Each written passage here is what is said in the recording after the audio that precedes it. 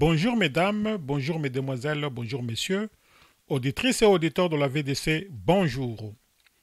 Voici la lecture de la revue de presse de la VD Congo de ce mercredi 12 septembre 2018 au micro John Kayembe de Pigno Kessiri. Au sommaire de la revue de presse, point 1.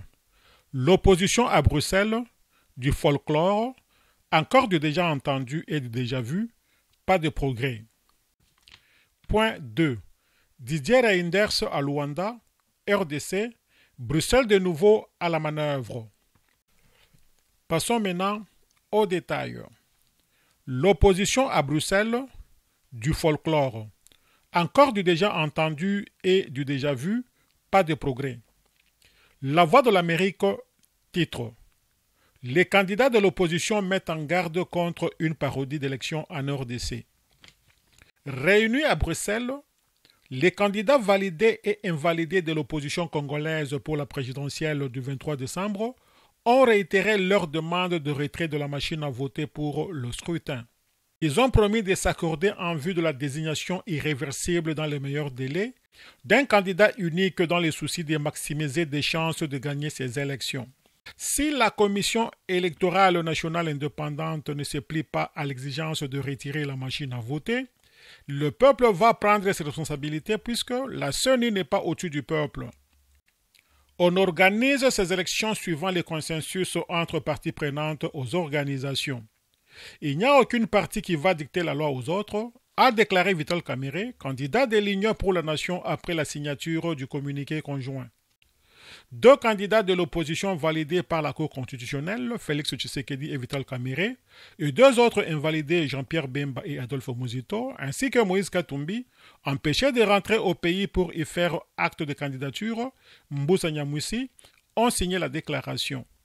Selon le texte lu à l'issue de la rencontre, ils disent refuser de cautionner une parodie d'élection. Ils exigent en plus du retrait de la machine à voter, le nettoyage du fichier de 16% d'électeurs sans empreinte digitale, la mise en œuvre des mesures de décrispation avec la libération des prisonniers politiques, la libération des médias privés et l'accès aux médias publics.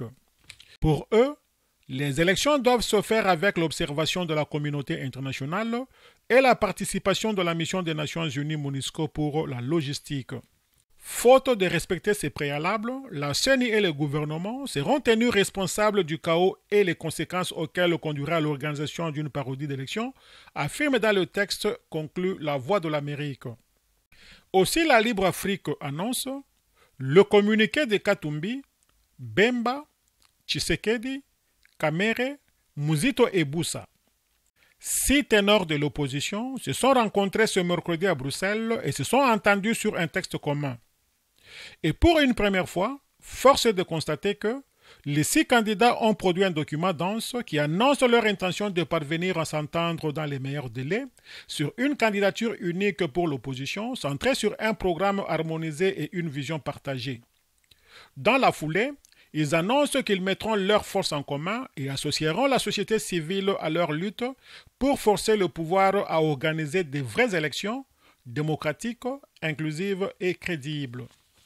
Ils rappellent aussi la nécessité de respecter strictement l'accord de la Saint-Sylvestre, leur refus de la machine à voter, le besoin évident de nettoyer le fichier électoral. Ils défendent le retour des candidats invincés, la présence d'observateurs internationaux et insistent sur le rôle essentiel que doit jouer la sous-région dans ce scrutin vital pour la RDC, mais aussi pour de nombreux pays africains. Les 6 leaders de l'opposition prennent encore le déploiement d'une force régionale de la SADC. Pour eux, les Nations Unies, l'Union africaine, l'Union européenne, mais aussi la SADC ou encore le CIRGL, doivent être associés à l'observation de ces scrutins. Il en appelle encore à un audit et à une restructuration de la CENI. Les leaders de l'opposition congolaise ajoutent « Faute de respecter ces préalables, la CENI et le gouvernement seront tenus responsables du chaos et des conséquences auxquelles conduira une parodie d'élection », rapporte la Libre Afrique. Point 2. Didier Reynders à Luanda. RDC, Bruxelles de nouveau à la manœuvre. La Libre Afrique titre Angola, RDC. D'accord sur la RDC, Belgique et Angola relancent leur coopération. À l'issue de la visite en Angola du ministre belge des Affaires étrangères Didier Reynders, Bruxelles et Luanda ont annoncé un resserrement de leur coopération, l'approfondissement du dialogue politique entre l'Angola et la Belgique et constaté leur accord pour les élections en RDC le 23 décembre prochain, conforme à l'accord de la Saint-Sylvestre. Le cas de la RD Congo poursuit la Libre Afrique. En cette matière, le cas de la République démocratique du Congo a retenu l'attention des interlocuteurs angolais et belges. Les deux pays ont répété qu'il était important à leurs yeux que le processus électoral au Congo, où une présidentielle est attendue le 23 décembre prochain, soit véritablement inclusif et aboutisse à des élections crédibles, libres et transparentes, et cela conformément à l'accord de la Saint-Sylvestre et au calendrier électoral approuvé à cette fin, facteur indispensable pour arriver à un résultat accepté par toutes les parties et à une stabilisation durable de la RDC. Jusqu'ici, Kinshasa n'a pas respecté ses obligations en la matière, notamment en refusant de libérer les principaux prisonniers politiques afin de décrisper la tension politique, bien que les autorités congolaises s'y soient engagées en signant l'accord.